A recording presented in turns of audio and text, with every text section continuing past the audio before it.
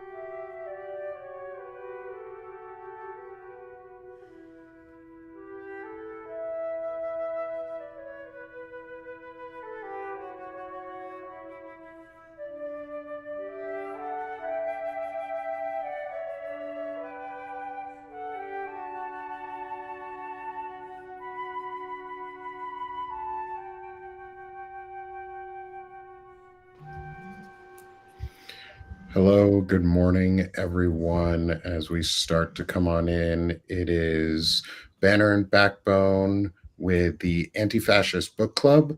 I am Nick Perro. I'm joined by my friends and colleagues here at Banner and Backbone, Melissa Corrigan and Shane Urich.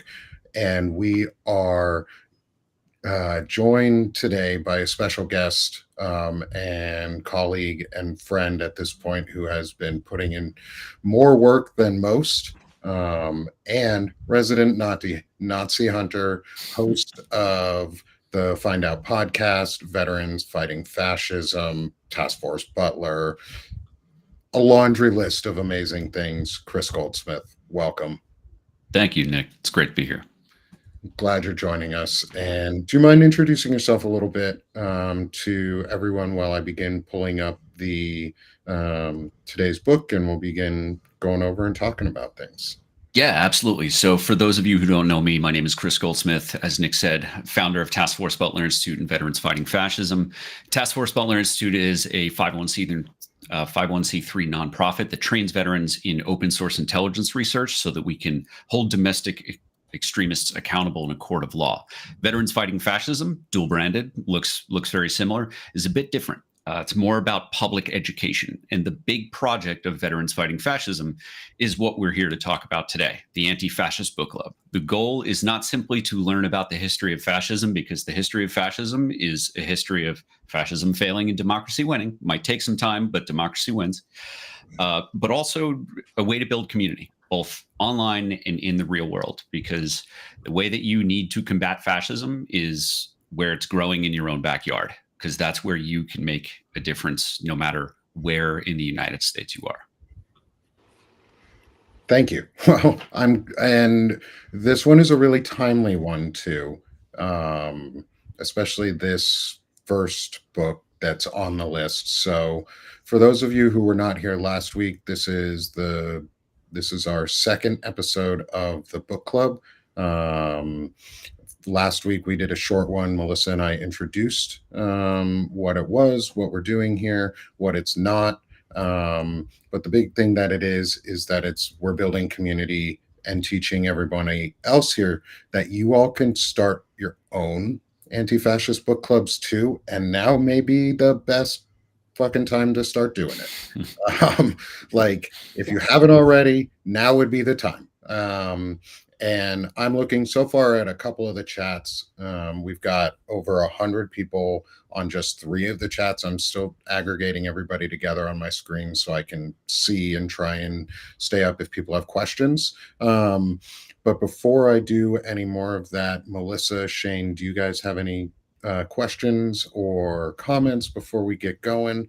And while I start pulling up the screen for our first book, which is What is Fascism? No, I'm very excited to be here. I feel like I look like a bag of drowned rats. I got in from DC at like 11 last night. Wonderful to be in DC. Absolute the energy, while grim in some ways, was pretty electric in other ways. So Yeah. I'm excited to be here. I'm unique. I'm having a week where I'm able to kind of hop in on some more of these shows because, you guys on Banner and Backbone know that I'm kind of a rarity these days. I'm trying to find a way to get my way on there. And But, I'm excited to be part of this. I think that, yeah, this idea of an anti-fascist book club, or in general, it makes us all Antifa, right? So, and you form your own Antifa club in your community, because that's what it's all about. And the best way to do that is by starting a dialogue. Like, those of you guys who know where I come from, know my background, is that's what the Firebrand Project's all about. It's about a dialogue. So fighting fascism starts with changing the national dialogue. And that's really, I think, something that we can demonstrate here by going through this reading we've got today. And I'm stoked to be here and looking forward to it. Awesome. Thanks. Well, let's get into it. So our first reading was What is Fascism? And Can It Happen Here? The title is a little rhetorical at this point.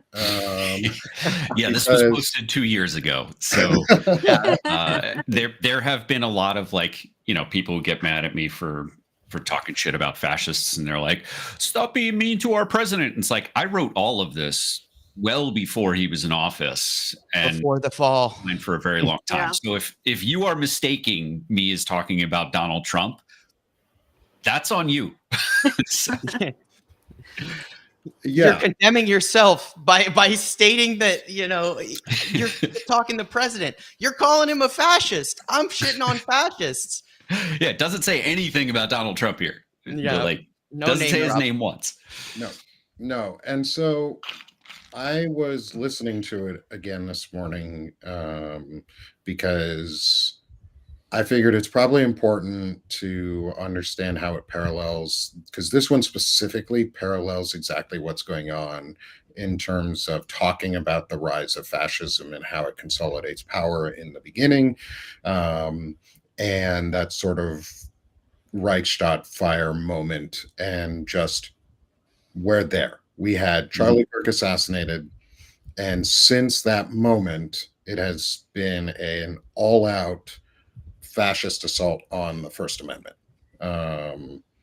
Could you talk a little bit about your thoughts on how that parallels with what you wrote 2 years ago, and how you feel now with events? Yeah, so we came up with the What is Fascism page here as kind of a collaborative effort with some historians on our team at Task Force Butler Institute. Fascism is a word that gets thrown around a ton, and sometimes it seems to be devalued because it's been used flippantly in the past. So that has given people the impression when they hear it today that those using it are using it flippantly, or using it almost like a slur to describe Donald Trump and what's going on. What we are hoping to do is help folks who did not study this part of political science or this part of history, which I never did until I went to college in my late 20s. We're hoping to help people understand how to recognize fascism. So there are other political terms like democracy and republic and authoritarianism and totalitarianism that have clear, defined definitions. But fascism is unique in the way because it was originally a party. It was a party in Italy under Mussolini, and that party's ideals, which we categorize here, became so synonymous with a new form of government and a new form of social politics that the term fascism started to apply to other places like Nazi Germany. So this is meant to be an intro. It's meant to be the too long didn't read version of a history book on fascism that was written by historians, to give you an entry into the problem as it exists and an introduction to how we can fight it. I have a question for you, Chris, kind of in regards to that. And you were talking about how fascism has been used flippantly, like the term, and how in and of itself, right, it means different things. But would you say the reason as well that people have kind of minimized its impact is because it's almost been directly associated with the Holocaust. Mhm. And this idea that the Holocaust will never happen again, which we obviously know is not true. But do you think that has a role in the minimization of the term as well? Yeah, and I think I try to remember who I was during the Bush presidency, during the beginning of the global war when I deployed, or even before that. Think about like my favorite bands. I used to be into like punk and alternative, and I think about the lyrics of some of my favorite songs that were written way back then, and one, System of a Down. One of the easiest lyrics that like I remember in my head is "We all live in a fascist nation," and I think about what Serge Tankian must have been thinking of and his context of that moment. I think that song might have been written as early as like 2021 or 2023. I think that most people, historians, political science, and everyday Americans, would not recognize the America that we lived in back then, comparative to today, as a fascist nation. Though I can understand why some people would feel that way, particularly in the post 9/11 era, when entire communities were deemed as suspicious or as potentially traitorous or as potentially terrorists. Yeah. If that is the context of the world that you live in, like we've been under fascism for a long time. If you grew up in Jim Crow America, if you grew up with your ancestors having been formerly enslaved, like were we a fascist nation back then before fascism was identified as by political sciences by political scientists as a unique form of government?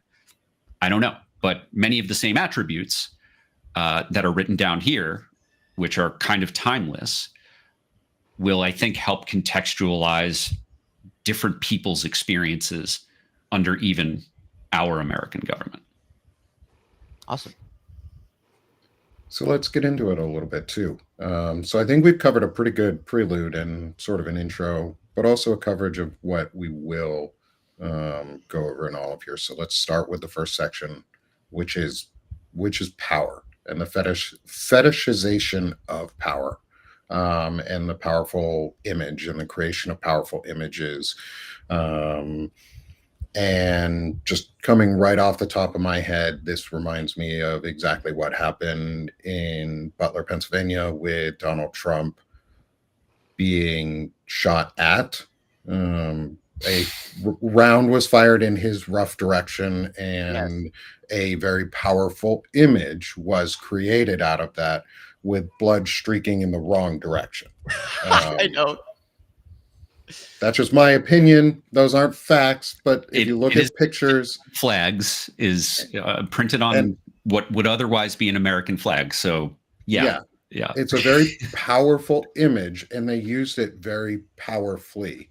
And they continue to, because they made simple slogans out of it: fight, fight, fight.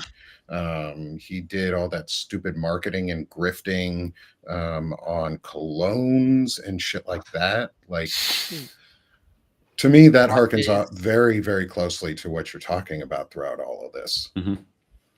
Yeah, it's go ahead. I think what I haven't looked at this in quite a while, and what deliberately jumps out is what has been put in bold, which again I did years ago, and it's striking to see those points highlighted. Ritualized showcases of military strength. Like, it feels like a long time ago. It was not a long time ago that Donald Trump threw himself a birthday parade in the style of Kim Jong-un. Yes.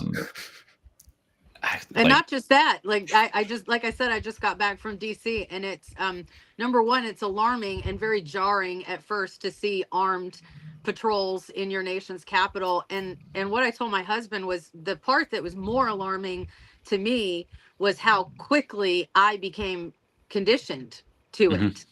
And after just about a day, it was kind of like, oh, there's another couple of them. Oh, they become part of the background. They become part of the scenery, and that's incredibly disturbing. Mhm. It's interesting too, because like you do get desensitized, but also like you and me and Chris and Nick, we have the luxury of being desensitized because we are Right. not a person that has to fear those guys. Because if you Right. are one of those groups of people that they're there to arrest for whatever reason, then you do fear them. Mhm. I actually think that's a In the little bit. spirit of this kind of fascism that they're trying to institute. Go ahead, Nick. Yeah. Yeah, I also think it's a little it's they the fascism they're instituting is true fear now. Like we do have to, as even as white folks, we found out again this week through Jimmy Kimmel that white doesn't mean right. Only a certain white means right. And we aren't that. We are not that certain white. Like I can guarantee you, my family went into the last gas chambers. They would probably welcome us back in the new ones. And so I think we need to, like you said, Chris, fetishization of power. The bold points are always really important. And I'm glad you include bold like this. Something I like doing in like technical work and stuff when I was in software was using bold on a minimal scale for where it's just really hyper important, because then it draws the eye really quickly. We have our fetishization of power, our archetype of the cult of personality.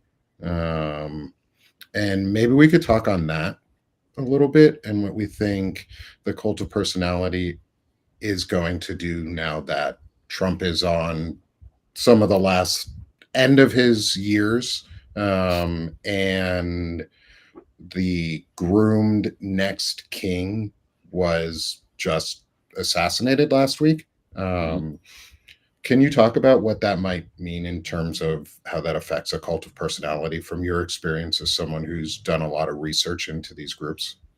Yeah. So this is a good thing for us to kind of game out right now, wondering who is going to inherit Charlie Kirk's power, because his wife, she's a woman. She's not going to. Fascists are driven towards a masculine figure. Now, Charlie Kirk, it's not nice to speak ill of the dead, but he wasn't necessarily that masculine, but he came with the aggression and the anger and the hatred that people associate with masculine personalities, if not in physical form. There is going to have to be another man who steps into that space. Now, his wife, for those who don't know, has been elected as CEO of Turning Point USA. I don't know if she's CEO of the entire conglomeration, the C3, C4, the LLCs, the PACs, and everything else, or if she's just a figurehead for raising nonprofit funds. I don't know that. But they will find another voice. We have seen Ben Shapiro, being put up on a pedestal by Ezra Klein at the New York Times. They had a discussion the other day about toning down the political rhetoric, which is, I just want to reiterate that Ezra Klein is a fucking moron, because he has no idea the damage that he's doing right now in platforming someone who is the gateway to neo-Nazism, as Ben Shapiro has been. So I don't know who is going to inherit it. We saw J.D. Vance do an audition. He hosted Charlie Kirk's show earlier this week from the White House, 2-hour episode, where they talked about retribution against the left, against Democrats, against they and them, because Republicans now love pronouns. We are seeing J.D. Vance try to inherit the microphone and the crown. And I know that a lot of people think that J.D. Vance doesn't have the personality that's going to draw in MAGA, but I think in the power vacuum that will exist when Donald Trump is no more, I think that J.D. Vance is is well positioned to inherit the fascist movement in the United States. I think to your point, I think JD Vance is incredibly important, and I think that his role, he's a chameleon, right? He's always been a chameleon. Mhm. And his job is to fill the gap, fill the void, and it's significant, right? Who did JD Vance took him back to the Capitol on Air Force Two? He had his hand on the coffin. He's making an emotional appeal to those young men that are the core foundation of that violent aspect of the MAGA base. And one of the things that me and Nick talk about is techno-fascism and his relationship to the money, and a lot of the inspiration that comes and is an important integral part of this movement that we're seeing to undermine our democracy. JD Vance is he's one of the opposable thumbs of Peter Thiel. It's him and Stephen Miller, right? So he's got two hands as he shapes his vision of destroying our democracy. And JD Vance is, the chameleon. He's the guy who's there to inherit the throne. He was like raised in the image of that's his job, right? Like you said, his job is to, be charismatic and sound intelligent. And he's always taken kind of a back seat throughout the presidency. He's been on a lot of vacations. He's tried to avoid the more contentious decisions. And I think that's intentional. What do you think, Melissa?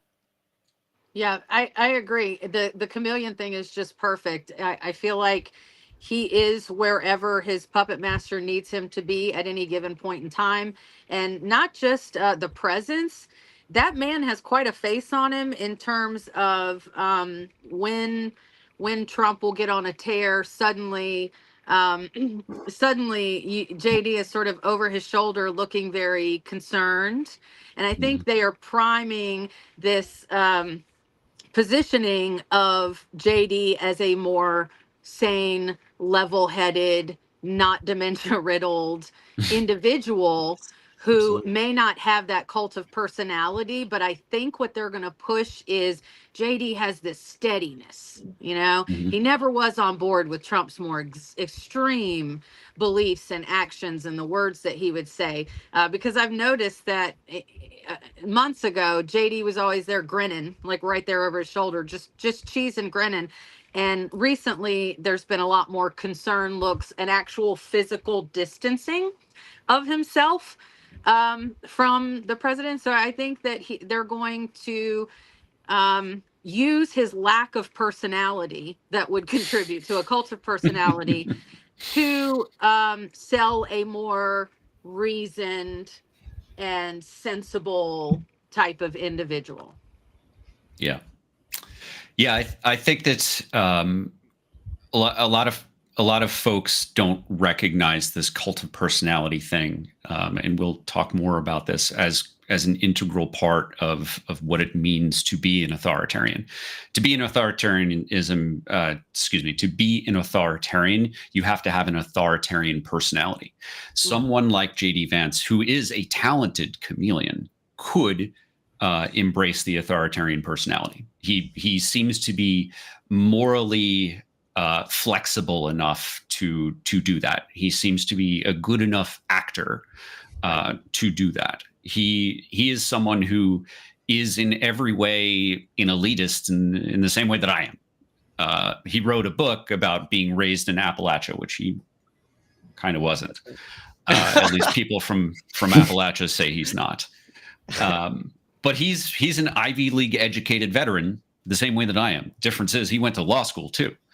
And that guy, I think can step into the shoes of Donald Trump in ways that people don't anticipate. Like Donald Trump has convinced the everyman that he is one of them, even though he's a fucking billionaire who inherited hundreds of millions of dollars and squandered multiple businesses, right? He was a fraud. He was a con man. JD Vance has all of the personality traits that would enable him to just simply walk right into that personality. Again, the chameleon thing, that is not something that came from the press. It's not something that came from pundits.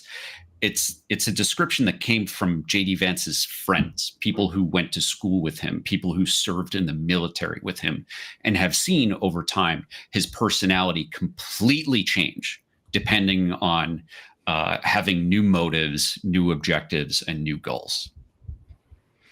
Could you talk maybe a little bit about how that ties into maybe one of this idea of, say, a carefully curated propaganda campaign, and how Stephen Miller, those two are tied together, or how they are fighting possibly for, or vying for, the role as king. Can you talk a little bit about how that maybe is fracturing a curated media structure, because they're not always on message together anymore, not like they used to be? Yeah, I don't know that Stephen Miller is necessarily a player in this, because he does not have any of the skill set that JD Vance does. While he may be a frankly evil, racist piece of shit, and I never use the word evil to describe people. I don't believe in heaven or hell, right? Like, he's a unique person. He does not have the personality that would allow him to be the front man. He is very effective in messaging to a Fox News audience. But because of the way he looks, the sound of his voice, the way that he moves his head when he talks, he's not a person who the average American looks at, listens to, and goes, I want to be like that guy. So I don't see Stephen Miller ever getting more powerful than his current position. And I think that if J.D. Vance inherits the throne, that Stephen Miller will just have to fall in line behind him. I actually think I think Stephen Miller, to be honest, I think he's the most powerful person in the White House right now. Because if you look at his job, the job of the chief deputy of policy is to sculpt policy for the president. And we've seen Trump literally be like, what am I signing? Right. So you know how I said, they're the opposable thumbs, right? JD Vance is the face, and Stephen Miller is the actual hands that pen the executive orders. So and just a fun, if you really want to insult Stephen Miller, because I want to insult him a little bit, look at a picture of Megamind and then look at Stephen Miller. That's an insult to Megamind. Don't do that. Don't ruin a good movie. Don't ruin the best movie ever, aside from Shawshank Redemption, with Stephen Miller's image. Sorry. I just was thinking it's just the forehead for me. It's like his whole head just seems to expand upwards. But I do agree that he's not personable at all, and like he's only good at messaging to that Fox audience. But I actually think that, like, if you look at, like, I think JD Vance steps into the strongman position, and Stephen Miller continues to craft policy, and he does exactly what Trump. JD just does what Trump is doing, but he does it better. I mean, if you look, he's basically, I think they want him to step into the wartime president role, which gives him a easy strongman image, right? You see the provocations with Venezuela. And you see all this warmongering going on. I think that's probably the situation. And they can create a cult of personality around JD Vance as a strong wartime president. Yeah, I agree. Like everything you just said, I agree with you. Shane, that's not always a good thing when Chris agrees with you. He's not always the good news fairy. So yeah, no, I'm the opposite. I was doing a show yesterday where people were asking me to, like, what's coming next? We've reached the end of my war games. We've reached the end of my scenario planning. Like, yeah, beyond here, it only fucking gets like way worse. I know. So, yeah, I know. So, I walked my dogs this morning. I'm like, this is so nice. I don't have to look at the news yet, because I'm going to look at the news and I'm going to be like, fuck. Yeah, sometimes it's good just to walk away for a little bit. Melissa, can you talk about, if you want to on here, the new idea you had for the A1C? Yes, I'm going to be starting a new initiative. Part of my concern, I myself have been outright banned, shadow banned, or blocked from every other platform. I can't get an account on Facebook. Meta just got kicked off my local next door last week, and then Twitter about 4 days ago. Hmm. So, looking at how we can establish platforms, we're clearly going to have to go offshore. So I've done some research, and we're going to be establishing a virtual private server offshore, and it's in a nation that doesn't share information or extradite. So that's the first step, is establishing the platform. So I've named this the 1A Collective for First Amendment, obviously. And we're going to host content that is factual information for Americans to be able to see that. And the creators are whoever writes or creates content on that site is going to have a safe place that not only they can broadcast their message, but that they can store. One of my biggest things that I'm looking for is hefty storage options. Mhm. So I can take my content that I have on Substack and just store it there in case Substack begins doing what the other platforms are doing. So this is a brand new initiative. I announced it this morning. And so I'm looking forward to building it out with all of the talented people on Substack. It is a collective.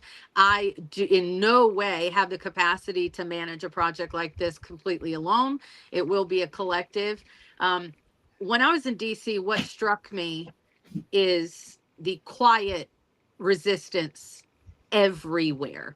Everywhere you looked, there were stickers, there were beside the cash register in small businesses, they are now selling On Tyranny next to the cash register. They're selling small bound copies of the Constitution. And then there's efforts like this happening on the ground. I got handed this flyer, and I was so inspired that the people of DC are not being violent, they're not being loud, but they by no means are taking this lying down. They are establishing community networks that are off the main grid. You don't see any of this on social media. You're not seeing these movements on social media. You're seeing them in person on those community boards when you go into coffee shops and bookstores around DC. If you're looking, it's everywhere. And so I want to have a platform that is a virtual space, because not everybody can go to DC, that is a virtual space for safe storage and dissemination of content, and a place where Americans can go and see factual information. Another thing that I'm really passionate about on this site is we are going to be fact checking like crazy. So everything that gets published on this site will be fact checked. That's awesome. My hat's off to you. I know how difficult it is to try to build and manage things overseas. Our research for Task Force Butler is like obviously very at risk. Though, frankly, if the government were to take our files and turn them into public record, like if we ever got sued, sure, okay, here's all these Nazis. Right. I don't care. Like I don't have any data that I want to hide. I'm just doing it, because I don't believe in extrajudicial punishment. I believe in justice, right? Right.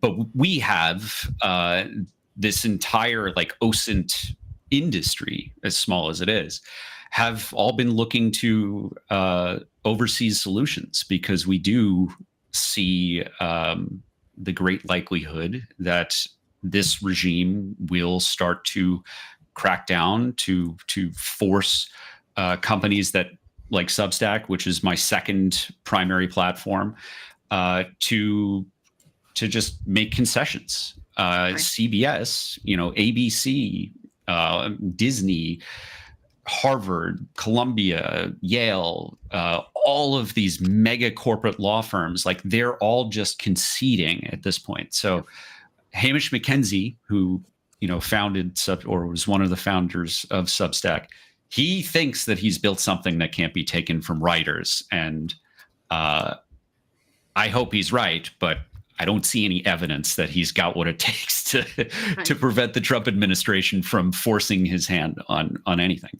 My primary platform, where I've built my largest audience, is TikTok. And Democrats in office joined with Republicans to force the sale of TikTok over supposed national security concerns.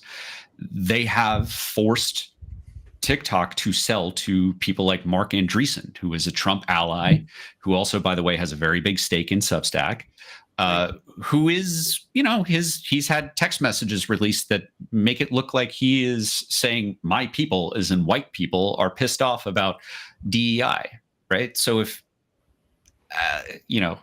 if all of these platforms are controlled by a small number of oligarchs who are lining themselves up with Donald Trump, going overseas for digital services is really the only thing that we can do. Yeah, right. I'm all and for another DEI. another Don't important entertain idiots. Another Sorry, important facet of the 1A collective, because I put a post up a couple days ago. People like us are exhausted. We're exhausted. And I said, if even 5% of my followers were to begin themselves writing content, we would have a massive upswelling, and it becomes harder and harder to silence a growing group of individuals. So we're going to also be empowering people who have never written before or created content to go ahead and start doing that. Not only because if I get taken down, there needs to be someone to step up into my space, but additionally, we need to share this load. Instead of one of us writing 5 hefty, very research driven pieces, 5 people can each write one of those pieces. And we've got to be sharing this load. We've got to be empowering Americans who have never engaged in this type of activity, to empower them to step up and exercise their First Amendment rights. And by taking it offshore, I'm hoping to provide them a little bit of protection. And I did say, look, if you're going to step up and speak out, you have to understand that's an inherent risk, but we're going to try to mitigate that risk. If you want to write under a pen name on this offshore account, perhaps we can mitigate some of that risk. But in this tech-driven world, we all have to understand that there's a risk involved.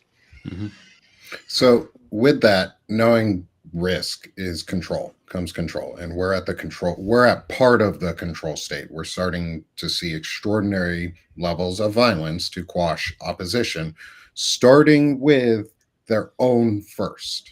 I think we can reasonably say that from the evidence that has been put out thus far, the assumption is that the individual who shot Charlie Kirk was a Groyper or associated with the Groyper movement, was black pilled, as they say, a nihilist, primed for extraordinary levels of violence to quash the opposition, which in this case was a slightly dissenting voice from the right to possibly consolidate more power. We didn't really talk about who fills the vacuum too much, other than JD Vance, and that control, and who has power to incite extraordinary levels of violence. Can you talk about some of the other players like Nick Fuentes, or even what happened last week with Brian Kilmeade advocating for murdering homeless people, and then 2 homeless encampments were shot up with mass shootings, plus another homeless man was hung in Mississippi, and a black student was hung in Mississippi. I'm calling those lynchings because I don't know what else to call a black person hanging themselves from a tree with bruises and broken bones, and I don't know any black person historically who ever just hangs themselves publicly like that. I just want to add a quick note to that, Nick. And one of the things is, any racially motivated crime, we should call a lynching. It doesn't matter. It doesn't just have to be someone hanging from a tree. A lot of these movements, because one of the things I'm writing right now in honor of Trey is I'm doing a deep dive into racial violence in the South, Mississippi. And but one of the things these groups advocate for is the shifting of the term lynching from specifically that instance to all racially motivated violence. And we all know how important language is in this environment. So I wanted to add that to your comment. Yeah. So yeah, and open for whoever. Yeah, go ahead, Chris.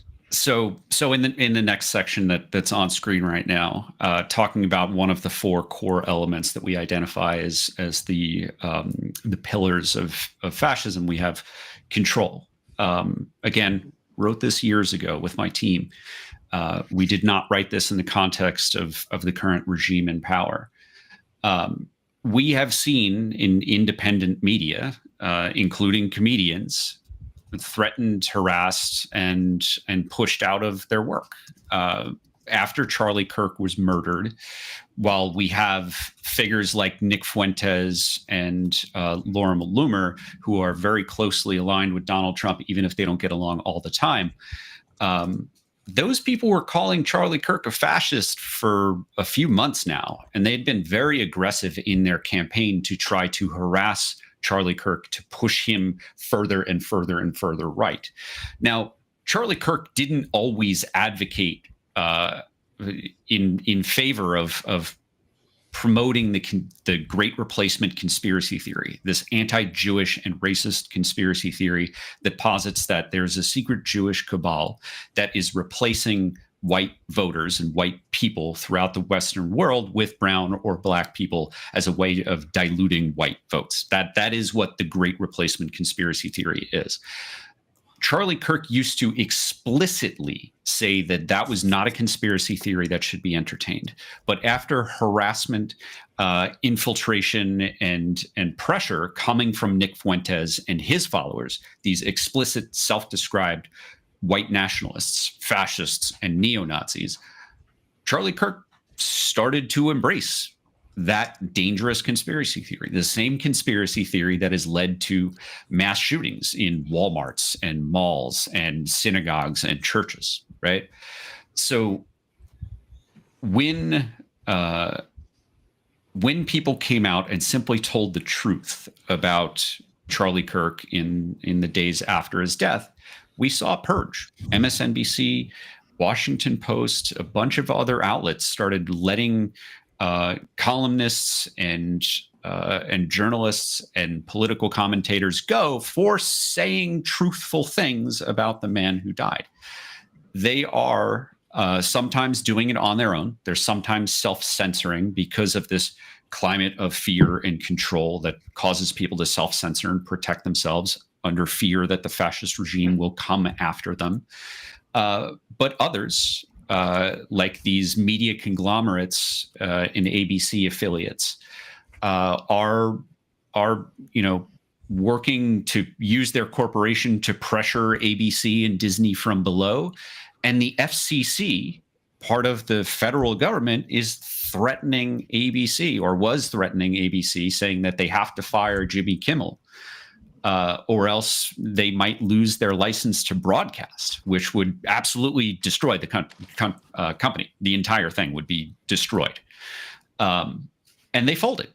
That is a clear First Amendment violation. The First Amendment is the thing that's not like the core thing about it, as anyone who's read a history book can tell you, is that it is to prevent compelled speech, or to prevent the government from coming and telling you what you can't say.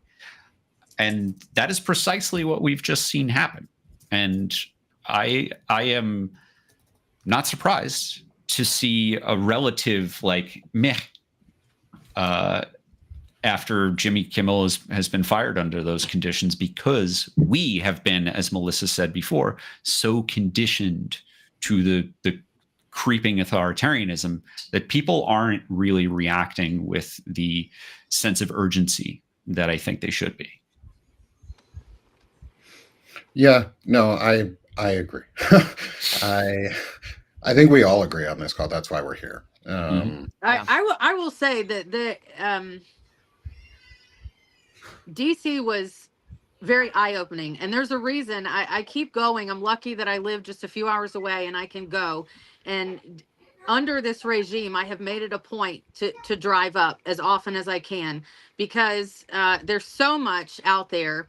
Unfortunately, there are people on the left that are just as guilty of sensationalizing. You know, they'll get 14 different angles of a video of an ICE raid, and they'll, you know, sort of insinuate that that's 14 different raids. And so at this point, I am highly skeptical of most media at all. So I want to be able to go put myself there. And so I continue to drive up and put myself on the streets. The last time I was there was the end of June. And from then until now, I cannot tell you how much the deployment of the National Guard has changed the very feeling of DC. I did go live a couple days ago from the National Mall. I've never in my life, I've gone to DC all the time, and I've never in my life seen it that quiet. And they've removed all of the vendors that surround the National Mall that sell t-shirts, souvenirs, and food.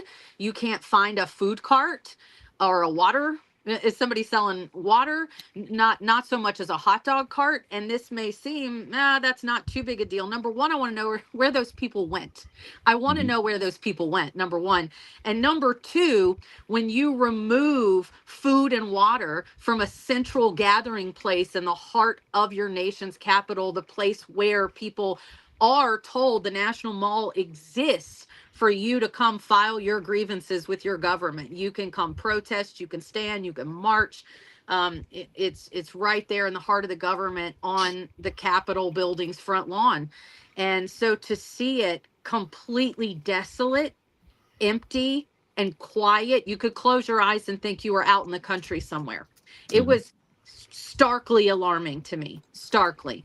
So underneath that, as I drove around, I made sure to drive around at night. I drove around the U District at night. I drove around just about every neighborhood in DC at day and night because I wanted to see for myself. And what I see is a people who are pissed.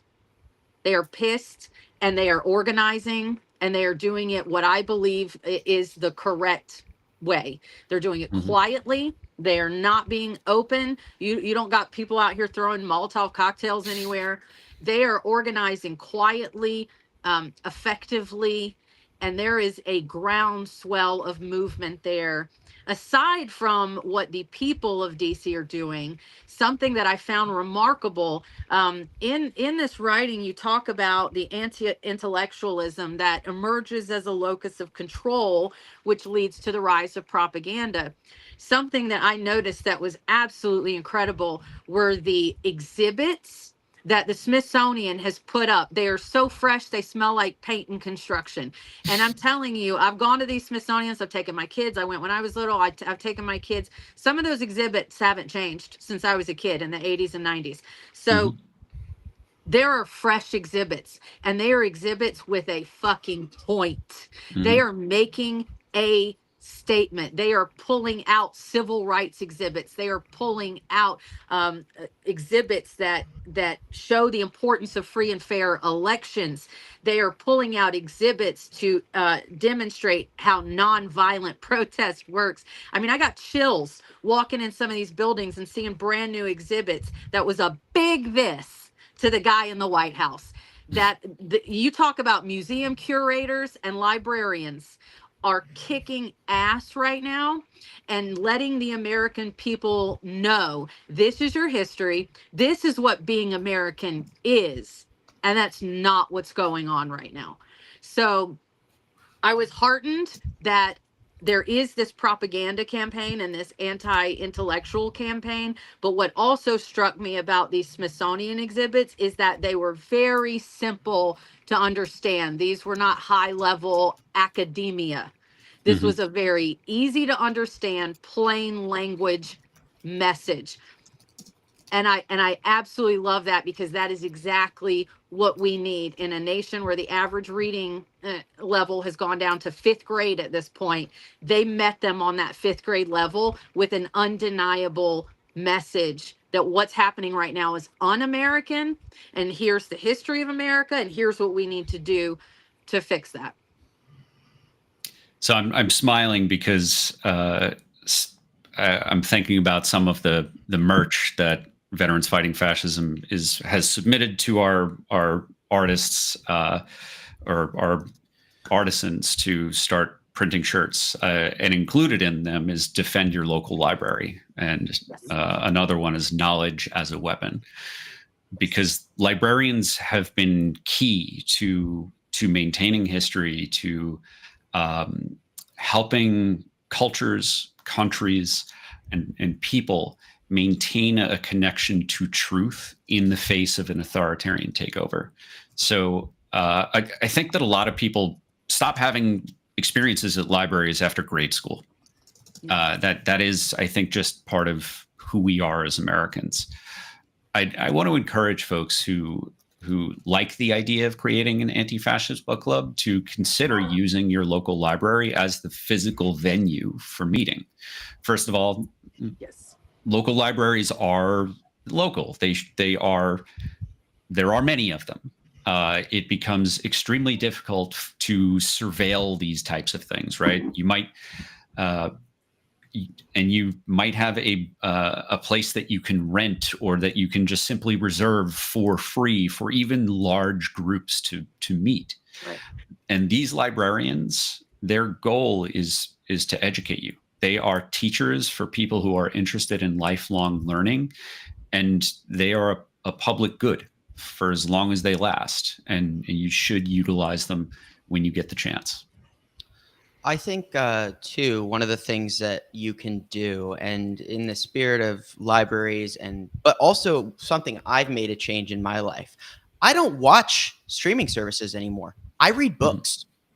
I like, and I'm just as guilty as everybody else. Like, we just binge watch shit and we like totally just brain rot. And it's a conscious decision you have to make to say, you know what, I'm gonna change how I spend my time. And I've noticed just in the amount of time that I've started reading, which has been about a month and a half now, I've gone through like 5 books, which is like I haven't read 5 books in years. And you know, I feel smarter. I feel like my pattern recognition has gotten better, which is something that is extremely important right now, is developing your advanced pattern recognition, because when you're looking at a authoritarian or an autocratic country or form of government, the best way to undermine that is to use your advanced pattern recognition to call out the discrepancies, because it's all about lies. That's literally all lies. They just lie about everything. So if you're able to recognize and say, well, I know based on X, Y, and Z, like a good example is the Treasury came out the other day. They said, oh, consumer spending is up 5%, right? So they're pointing to this number. They're like, this is great. Well, if you adjust for inflation, that number goes down to just about like 2%, around 2%, right? But if you don't use your context, your contextual clues, your advanced pattern recognition to say, well, they're saying one thing, I know they lie, let me go look at other data to get closer to the truth. And the only way you can do that is by developing your advanced pattern recognition and even reading. I read fantasy books, okay? Like I'm reading about all kinds of cool shit. You got dragons and wyverns and queens and kings, and I love it. But also it's about a dictator who's an evil king, right? Who's taking over, and you know, he's genociding all the magic users and whatever. You still see advanced pattern tyranny in these books, and tyranny is the same everywhere. It's always the same. It doesn't matter. Tyranny is tyranny. It doesn't matter if there's elves and, you know, dragons, or if there's, you know, Nazis, and it's always the same. Yeah, I'm glad that you mentioned that, because I think that fiction is essential, and it's something that we do plan to incorporate into our anti-fascist book club reading list. You know, one of the reasons that I haven't put them on yet is because I want to make sure that I do this carefully. I remember the night that I read 1984 from cover to cover. It was in August of 2007, and it was just after I left the military. At the time, I was a libertarian who was really into Ron Paul, and with that came like a lot of conspiracy theories. That's when YouTube started to become like really popular, and I was spending a lot of time watching crazy shit on YouTube and being like, oh, I don't know what to believe. So reading 1984 when I was in that headspace was probably not optimal. So I want to be careful when I list a fiction section within the Anti-Fascist Book Club, because it can be fulfilling, or it can be crushing. Because when you start, 1984 in the context of today, if I were still in the same headspace and I read that book for the first time today, I feel like I'd be extremely disturbed. And I don't want to do that. I want to make sure that I'm empowering people. With that said, I don't read a lot of fiction, so I will be asking people for advice on what should be included. Shane, we got a question. Oh, shoot. Yeah, for sure. We got a question actually for you. Was which book were you talking about? Oh, so the series is called Throne of Glass. It's by Sarah J. Maas. Yes, or Maas, and yeah. It's Maas. It's rocking, dude. It's rocking, and it's all about empowering women. It's about a princess. My fiance turned me onto it, and she's a princess who was abandoned, and she's reclaiming her throne, and she's coming into her own, and gaining confidence and strength. And if you have a daughter, get them the frickin' book, because it's all about powerful women. And we need more of that. A large part of our cultural shift is, and I'm going to shift a little bit just to kind of point this out, but I promise I won't go too far, is in a country where you have a meritocracy that primarily benefited men, and then you empower women. Women are better at this shit than men, because men haven't had to try. And they created a meritocracy, but then women start to outperform men, and men react. It's all about the pendulum. What we're seeing is the reaction, this growth in misogyny. Is suddenly you have women who can have a career and they don't need no man. And then all these incels are like, why don't women want to be with me? Because you're a fucking incel, bro. Like, that's why. But so it's all about exposing. Even if you have a son, expose men to strong women, and that can be done in fiction. It doesn't have to be fiction, because you can get books like Bad Girls throughout history that I just picked up in DC, and this is actually a second copy. They have an original that my daughter already has, so that everyone in your household will have access to history of badass women. So yeah, I think a kid's book list too is also something that I should consider putting up there. Well, Yes, you got a kid to read to now. And so I want to get to, because we've only got a couple more minutes, and I think this is a really good segue point for this first episode. Maybe we even have to come back and keep talking about this one for another episode too. We're going to be doing this, by the way, everyone, every Friday, 12:30 Eastern, until we give it up, which will be a very long time from now. And Chris, you're always welcome back whenever you have time or want to, and come discuss with us. Your knowledge and presence is really appreciated, and we'd love to continue to bring on additional guests as well throughout. And everybody in the discussions, thank you for participating. There are a ton of people here with us today. So I want to ask on this last one, this big last piece of bold, which is a positive idea, is an independent media presents a clear threat to a fascist leader. Can we talk about how we can continue to bolster and build an independent media with what we're all doing? Sell yourself a little bit in this as well as part of it, but also, like, what can people be doing to support independent media right now? So if you are not a subscriber to Banner and Backbone yet, I want to encourage you to do that. Go to Substack, look for Banner and Backbone, look for everyone who's on screen right now, and subscribe. You don't have to pay for everything if you're not able to or you're not ready to support us. That's fine. But if you subscribe, we will be able to contact you. You will be able to get our work. Now, if Substack ever gets sabotaged, the one thing that is really valuable and unique about Substack is it is a social media platform that also allows creators to go direct to those folks who want to consume their content. So if I get kicked off of Substack, I can take the list of contacts that I have who subscribed, and I can put them into Beehive or another email distribution platform. So that is the most essential thing, is just simply connect. Make sure you hit the subscribe button, not just follow.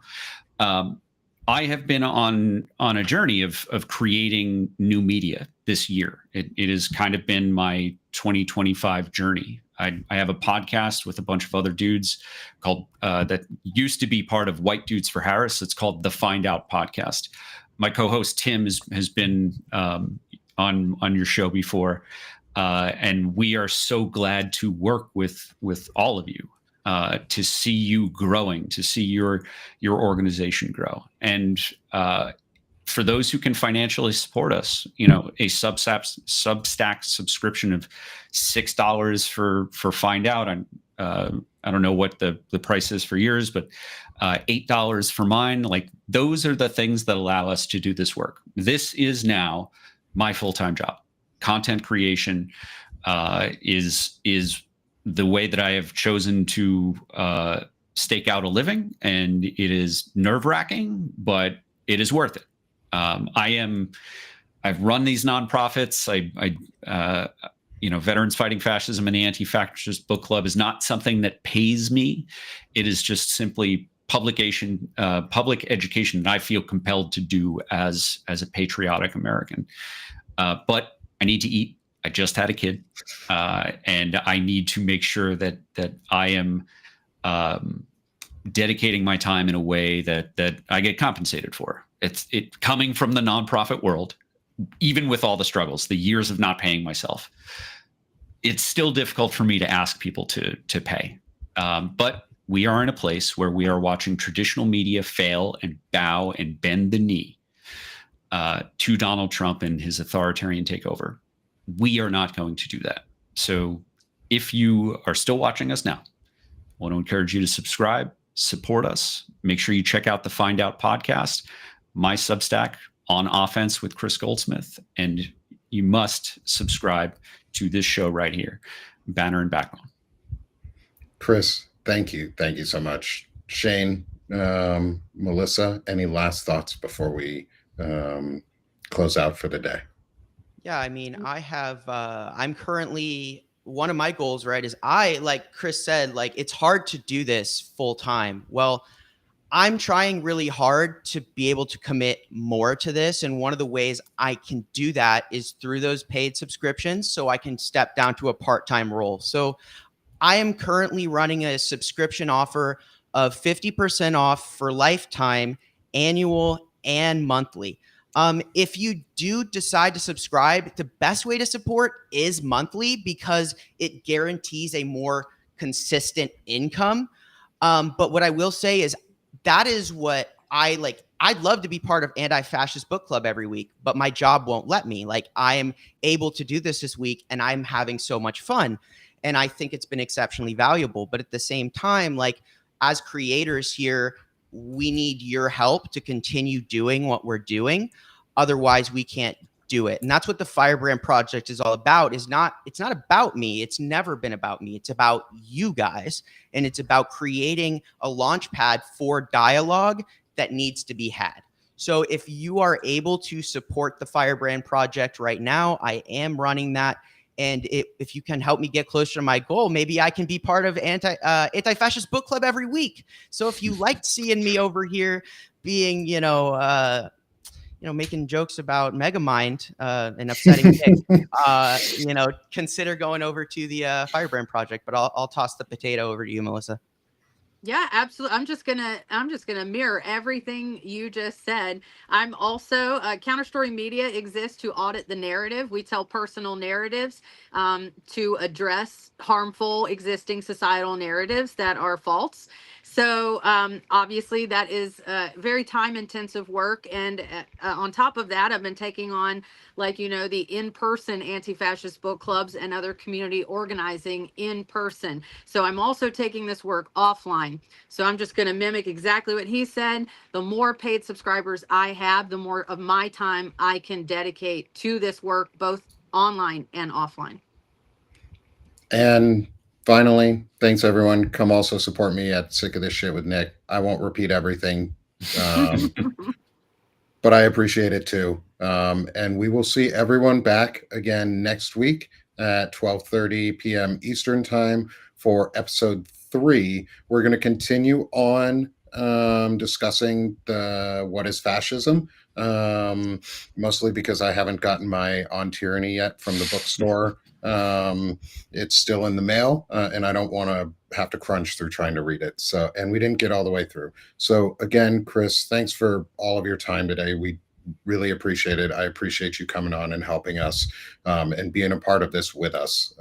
It's more important now than ever. Go support your teams, go support your communities, and go start your own anti-fascist book club. Use what we gave you today to help start your own. And we'll talk to y'all again and see you next week. Thanks, everyone.